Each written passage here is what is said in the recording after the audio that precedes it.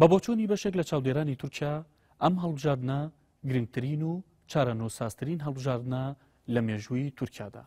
هۆکارەکەشی بۆ ململانی توندی نێوان پارتی داد و گەشەپێدان ئاکەپە و پارتی دیموکراتی گەلان هەدەپە دەگەڕێتەوە کە ئەو دوو پارتە دوو کارنامە و دوو خەونی جیاوازیان هەیە. ئاکەپە بەنیازە سیستەمی سیاسی تورکیا لە پەرلەمانیەوە بۆ سەرۆکاتی بگۆڕێ و بۆ ئەمەش پێویستی بەلایەنی کەم 330 کورسی پەرلەمان هەیە و بۆەوەی ئەو ژمارە کورسیەش دەستەبەر بکات دەبێ هەدەپە نەتوانێت بربەستی لە سەدادا تێپەڕ بکات. هەر بۆی لە بانگەشەکانی هەڵبژاردندا ئاکەپە زۆرترین هێرشەکانی ڕووی لە هەدەپەیە تاوەکو لە پارتەکانی دیکە بێت. هێرشەکانی ئاکەپە بۆ سەر هەدەپە زیاتر لە دوو بواردا بووە. یەکەم بواریان ئاین بووە. ئاکەپە لەو ماوەیەدا قورئانی بە زمانی کوردی چاپ و بڵاو کردوتەوە. لە لێدوانەکانیشاندا هێرش دەکەنە سەر بەرپرسانی هەدەپە و تۆمەتباریان دەکەن بەوەی کە ئەمان دژە ئاینن. ئاکەپە هەروەها لە بانگەشەکاندا دەڵێت ئەگەر هەدەپە سەرکەوتن بەدەست بێنێ و ئاکەپە نەتوانێت ئەو ژمارە کورسێ بەدەست بێنێت کە خۆی دەیەوێت ئەوە پرۆسی ئاشتی دەکەوێتە مەترسیەوە. بەڵام لە بەرهەمبەردا بە بۆچوونی چاودێران هەدەپە ئەم شانسانەی لە بەردەمدایە بۆ ئەوەی سەربکەوێت. بەپێی پێشبینیەکان بەراورد بە هەڵبژاردنەکانی پێشوو ڕێژەی دەنگەکانی هەدەپە لە ناو دەنگدەرانی کووردا بەرز بۆتەوە. پێشبینی دەکرێت هەدەپە بە ڕێژەیەکی بەرچاو دەنگی کەمینەنەتەوەیی و ئاینەکان لەوانەش عەلەویەکان، ئەرمەنەکان، لازەکان، چەرکەسەکان بەدەست بێنێت. پێشبینی دەکرێت هەدەپە بەهۆی سیاسەتەکانیەوە بەرامبەر بە پرسی ژنان و کاندیدکردنی 248 ژن دەنگێکی بەرچاو لە ناو ژنانی تورکیادا بەدەست بێنێت. بەشێک لە کەسایەتی و ڕێکخراوە چەپەکانی تورکیا پشتگیریان لە هەدەپە کردو و پێدەچێت دەنگی بەشێکی بەرچاوی چەپەکانی تورکیاش بەدەست بێنێت. بەهۆیەوەی نارانی گۆڕینی سیستەمی سیاسی تورکیا لە پەرلەمانیەوە بۆ سەرۆکاتی پێیان وایە تەنها لە ڕێگەی هەدەپەوە دەکرێت پێش بە هەوڵەکانی ئاکەپە بۆ گۆڕینی سیستەمی سیاسی بگرن، پێشبینی دەکرێت بەشێک لە لایەنگرانی جەهەپەش دەنگ بە هەدەپە بدەن.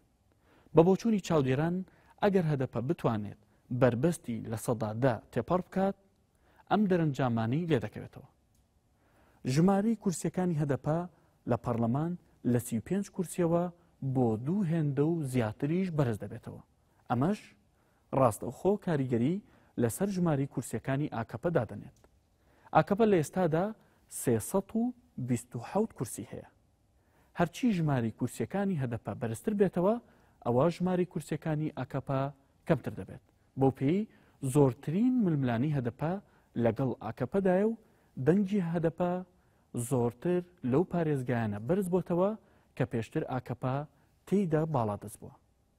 ئەگەر هەدەپە بربەستەکە تێپەڕێنێت تەنانەت ئەگەر یەوە هەیە کە ئاکەپە نەتوانێت ژماری کورسیەکانی بگەینێتە 276 کورسی بۆ ئەوەی بەتەنها بتوانێت حکوومەت پێک بێنێت. سەرکەوتنی هەدەپە ڕێگە دەگرێت لەوەی ئاکەپە بتوانێت سیستەمی سیاسی تورکیا لە پەرلەمانیەوە بۆ سەرۆکاتی بگۆڕێت. سەرکەوتنی هەدەپە دەبێتە هۆیەوەی پرسی کورد لە تورکیا زیاتر بچێتە پێشەوە و ئەو ئەگەرە لاواستر دەبێت کە لە داهاتووکی نزیکدا شەڕ لە باکووری کوردستان دەست پێ دەکاتەوە. بەڵام ئەگەر بێت و هەدەپە نەتوانێت بربەستی لە سەدادا تێپەڕێنێت ئەوە ئەو کات چی ڕوەدات؟ ئەگەر هەدەپە سەر نەکەوێت زۆرینەی دەنگەکانی هەدەپە بۆ ئاکەپە دەچێ و ئاکەپە ژماری کورسیەکانی بەرزتر دەبێتەوە. ئاکەپە بەبێ هیچ کێشێک دەتوانێت بەتەنها حکومەت پێک بێنێت.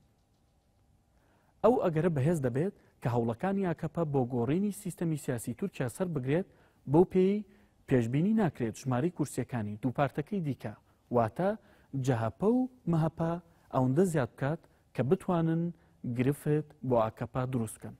پێشبینی دەکرێت خۆپشاندان و ناڕەزایەتی لە ناوچەکانی باکووری کوردستان دەست پێ بکاتەوە.